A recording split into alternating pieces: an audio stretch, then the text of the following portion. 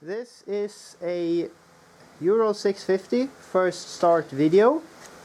This bike has been going through a complete engine overhaul and renovation during the winter, and it is now the 7th of February here in Stockholm, and we're going to start this bike for the first time. Okay, so to show you guys what we have done.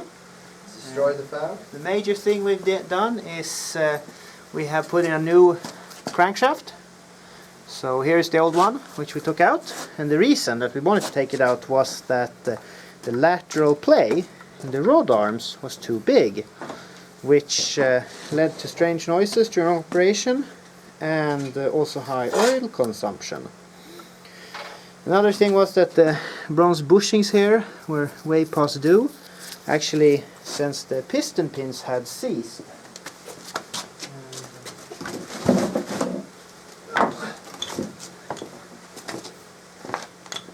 I'll show you how it looked. Here is the old piston pin, which is totally seized, as you can see by the scoring.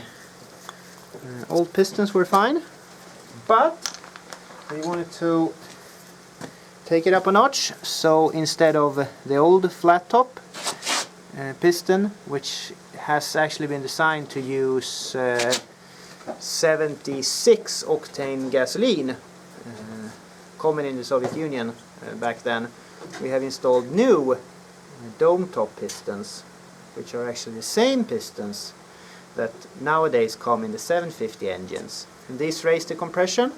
We have measured a compression of 120 psi instead of 100, so that's a 20% increase. And as you can see, that comes from the top being domed compared to the old ones.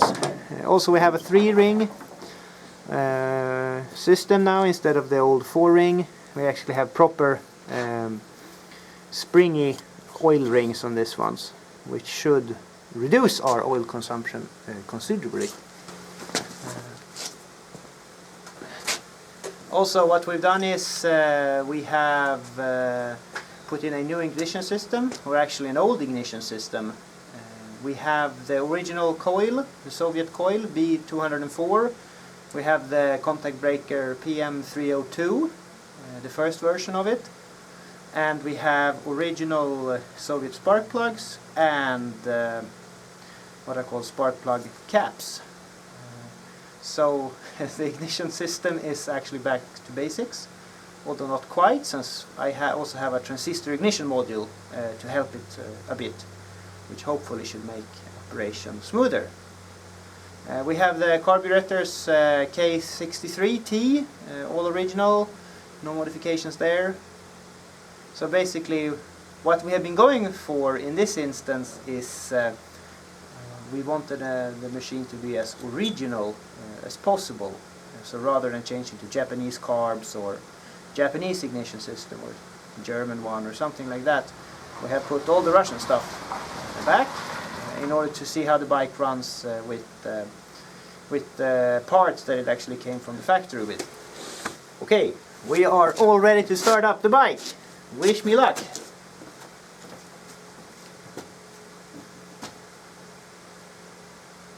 The first step is we turn on the gas, see that it's not leaking, which it wasn't just 5 minutes ago.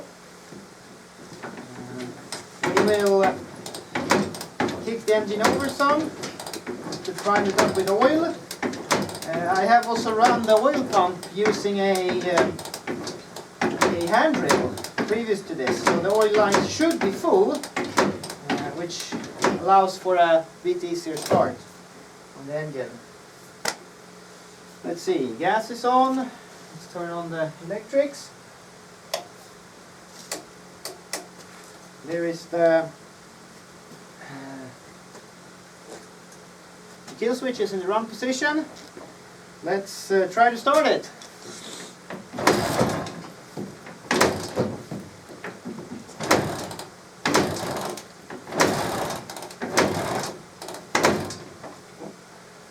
Might have to use the enrichers.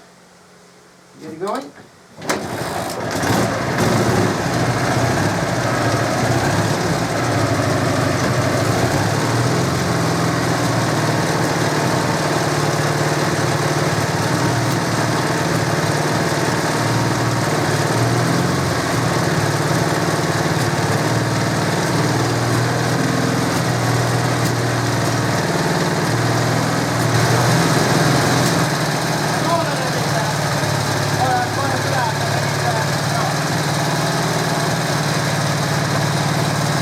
I'll show you guys how it looks.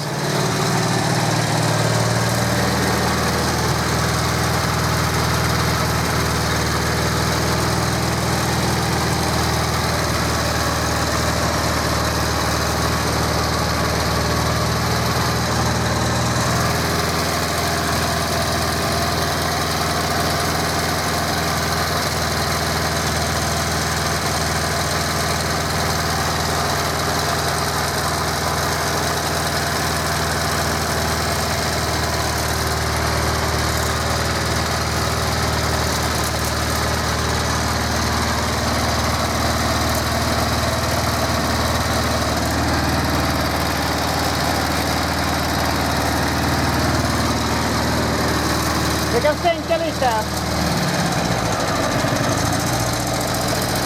Ja, det är bra.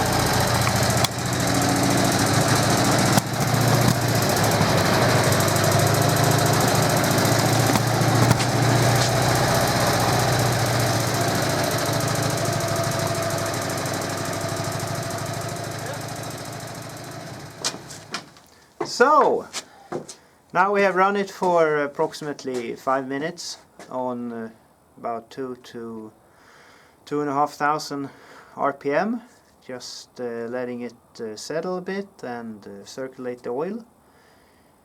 And now we're gonna let it cool down, so we won't do anything more with it until tomorrow. But what I'll do once it is completely cool is to retorque the head bolts,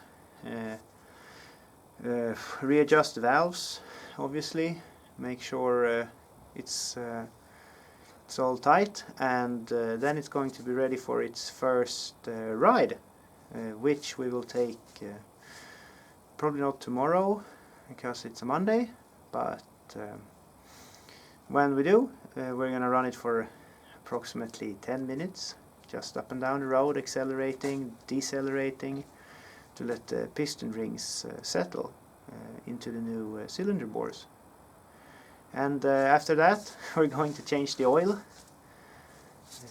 and then we're gonna take it on successively longer and longer trips until it's run in at about 1,000 kilometers, I think.